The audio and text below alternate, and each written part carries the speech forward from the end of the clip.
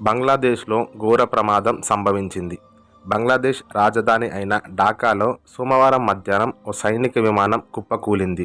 ఢాకా ఉత్తర ప్రాంతంలో ఉన్న mile stone school and college ప్రాంగణంలో బంగ్లాదేశ్ ఎయిర్ఫోర్స్కు చెందిన శిక్షణ విమానం కుప్పకూలింది.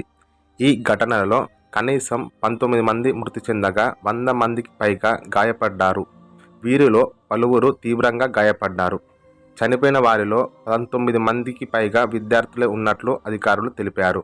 బంగ్లాదేశ్ ఎయిర్ఫోర్స్కు చెందిన F-7 BGI జెట్ ప్రమాదానికి గురైనట్లు ఆర్మీ పబ్లిక్ రిలేషన్ కార్యాలయంలో ఒక ప్రకటనలో పేర్కొంది.